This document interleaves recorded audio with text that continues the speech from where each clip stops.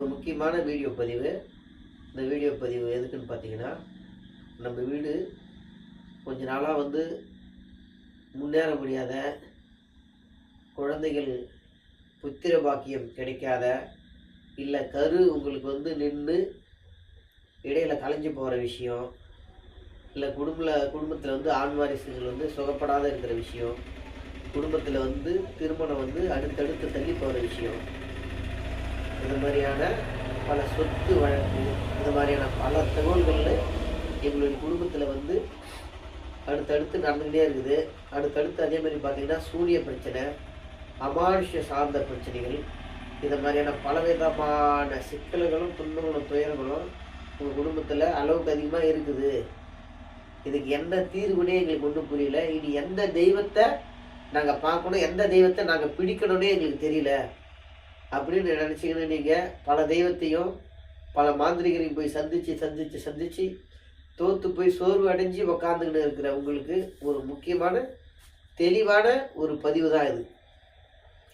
சரிங்களா? அப்போ இந்த பதிவில் நான் என்ன சொல்ல வரேன் அப்படின்னா, உங்கள் குடும்பத்தில் உங்கள் குடும்ப வாரிசு, நம்ம குடும்பத்தில் இருக்கக்கூடிய வாரிசு, நம்ம அப்பா கூட பிறந்தவங்க இல்லை அம்மா கூட பிறந்தவங்க வாரிசு, சின்ன பிள்ளைங்க ஏதாச்சும் நம்ம முன்னோர்கள்கிட்ட இறந்துருந்தாங்க அப்படின்னா அவங்களுக்கு பார்த்திங்கன்னா அடுத்து நிறையா குழந்தைங்க பிறந்து இறந்துருப்பாங்க. நிறைய மாதிரி குழந்தைங்க பிறந்து இறந்துருப்பாங்க. அப்போ நம்மளுடைய முன்னோர்கள் என்ன பண்ணியிருப்பாங்கன்னா, அடுத்தடுத்து நம்ம முன்னோர்களுக்கு குழந்தை பிறந்து இறந்துருக்குதுன்றதுனால ஒரு குழந்தை கூட அவங்களுக்கு நிலைச்சி நின்று இருக்காது. அப்போ நம்ம முன்னோர்கள் என்ன பண்ணியிருப்பாங்கன்னா, அந்த மாதிரியான தருவாயில் ஒரு குழந்தை பிறந்து ஒரு 5 குழந்தை 6 குழந்தை பிறந்து இறந்துட்டு இருக்கும்போது, அப்போ அந்த குழந்தைய கொண்டு போயிட்டு நம்மளுடைய இடத்துலேயே அடக்கம் பண்ணிவிட்டு அந்த குழந்தைகிட்ட ஒரு சங்கல்பம் எடுத்திருப்பாங்க.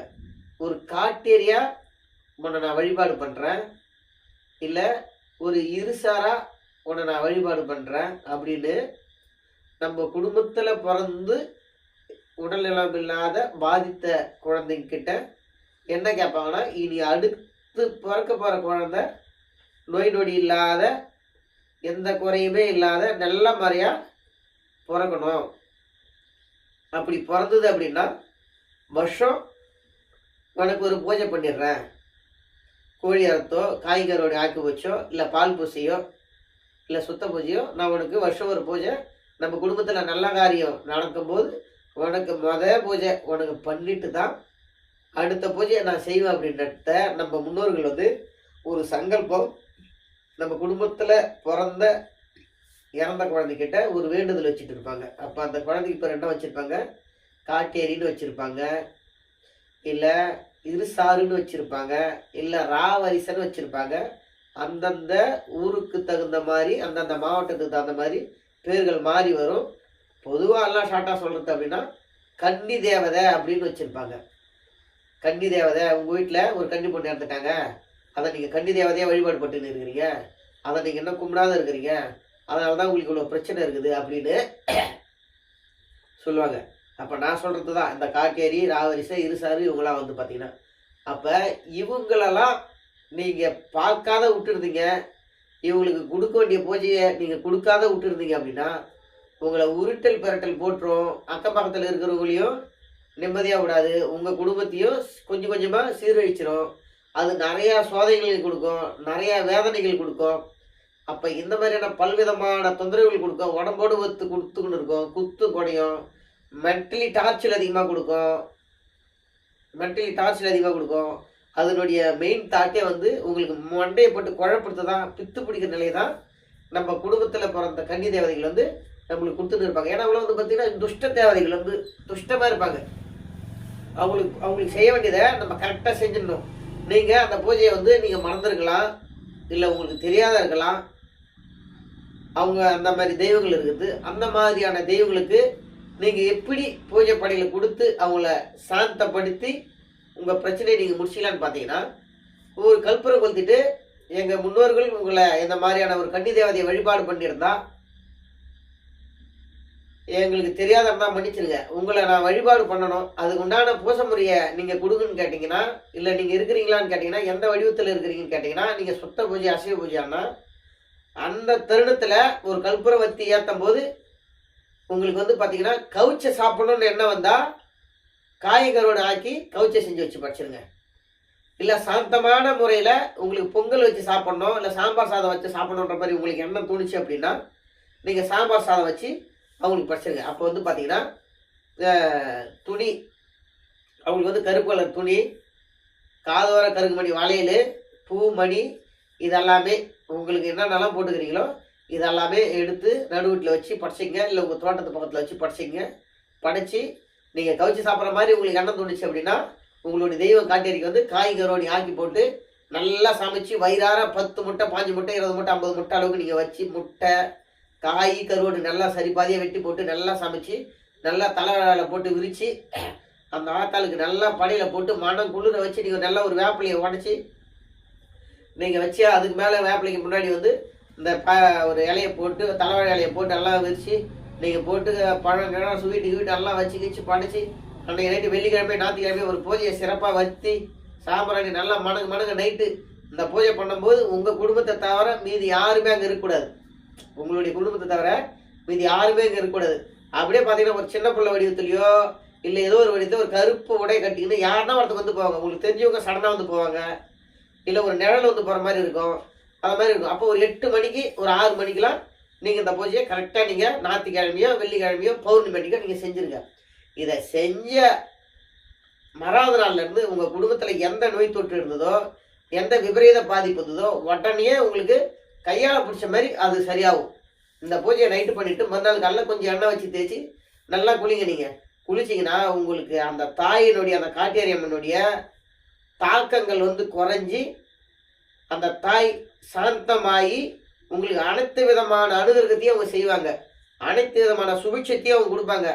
காட்டேரி கும்பிட்டவன் குடும்பத்தை மட்டும் எந்த மயிராண்டியும் அவனை செய்வனை வச்சு வீழ்த்தே முடியாது. ஒரே அடிச்சு சாவடிச்சு விடுவான்.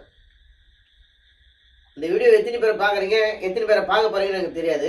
காட்டேரி கும்பிட்றவங்க குடும்பத்தை மட்டும் எந்த விதமான மாந்திரிகவாதியுமே ஒன்றும் பண்ண முடியாது. ஏன்னா அந்த காட்டேரியை வருஷம் ஒரு முறை அவன் பூஜை பண்ணி வெள்ளிக்கிழமை செவ்வாய்க்கிழமை காட்டேரி அம்மா அவன் சொல்ல ஆரம்பிச்சிட்டாலுமே அந்த குடும்பத்துக்கு எந்த விதமான ஏவல் பில்லி சூனியங்களோ கிட்ட போய் நிற்கிறதுக்கு அஞ்சும். மிகப்பெரிய ஒரு சக்தி படதளபதி வீரன் கூட சொல்லலாம் காட்டேரி அப்படின்றது. காட்டேரி இருசாரு ராவரிசா அப்படின்றது சரிங்களா. அப்பேற்பட்ட ஒரு சக்தி படைச்ச ஒரு தெய்வத்தை நீங்கள் வழிபாடு பண்ணாத இருந்தீங்கன்னா தயவு செய்து அந்த தெய்வத்துக்கு உரிய பூஜை பணியில் நீங்கள் கொடுங்க. தாயினுடைய பசி ஆற்றுங்க. தாயினுடைய பசி ஆறும்போது உங்களுடைய பசிகளும் ஆகிடும், உங்கள் குடும்பத்தில் இருக்கக்கூடிய பிரச்சனைகளும் தொந்தரவுகளும் விட்டு விலகிடும். காட்டேரி என்னக்கூடியது ஒரு சாதாரணமான ஒரு தெய்வம் இல்லை, மிக அற்புதமான ஒரு தெய்வம். ஒரு குடும்பத்தை வந்து ஒரு அழகாக வளர்த்து எடுத்து மிகப்பெரிய ஒரு சிகரத்துக்கு கொண்டு போய் வைக்கக்கூடிய ஒரு உன்னதமான ஒரு தெய்வம் காட்டேரி இருக்குது.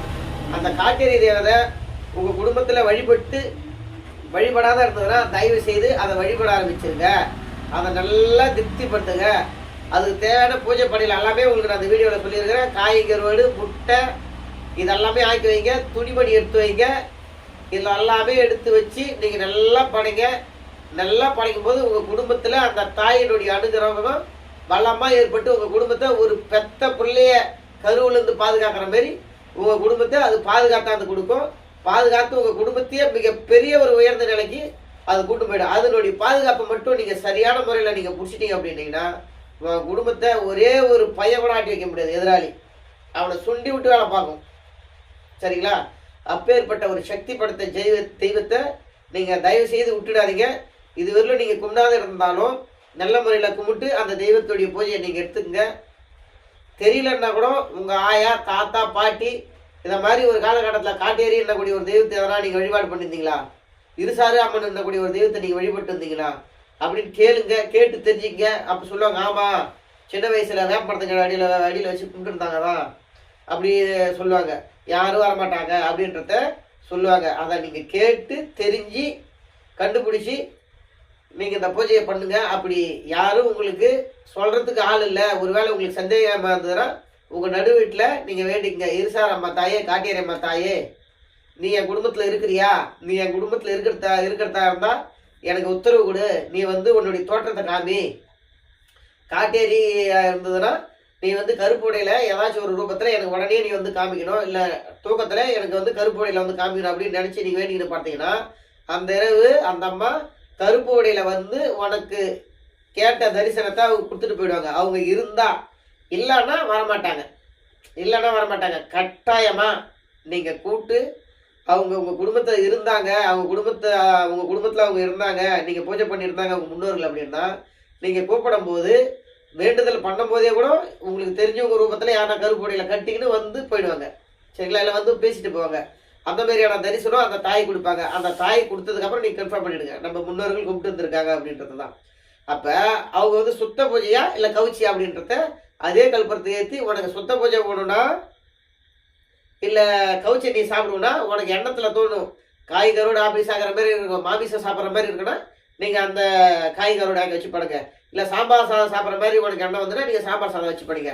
இந்த மாதிரியான மெத்தட்ல நீங்க எளிமையான முறையிலே தாயினுடைய அனுகிரகத்தை மறுபடியும் பூஜை பணியில் போட்டு அந்த தாயினுடைய அனுகிரகத்தை நீங்க பெற்று தாயை நல்லா குளிர வச்சுட்டு உங்க குடும்பத்தையும் நீங்க சுபிட்சமா செல்வ வளத்தோட வாழறதுக்கு காட்டேரியம் பண்ணக்கூடிய ஒரு கிருபியை நீங்க கட்டாயமா நீங்க பெற்றுதுங்க.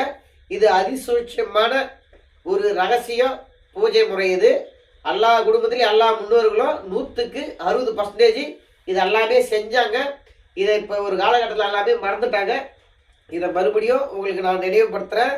நிறைய பேர் பிடி பீட கஷ்டம் குழப்பம்னு இருக்கிறவங்க தயவு செய்து கேட்டோ இல்லை நான் சொல்ற மெத்தடில் நீங்க பார்த்தோ மறுபடியும் அந்த தெய்வத்தினுடைய பசியார்த்தி உங்க குடும்பத்தில் இருக்கக்கூடிய பிரச்சனைலேருந்து நீங்க வெளியே வந்து ஒரு தெய்வ சக்தி பாதுகாப்பான உங்க குடும்பம் நீ வளமாகவும் தெளிவாகவும் இருக்குன்றது தான் நான் இந்த இடத்துல ஒரு வாக்குறுதியை எடுத்து நான் உங்களுக்கு நான் சொல்றேன். சரிங்களா?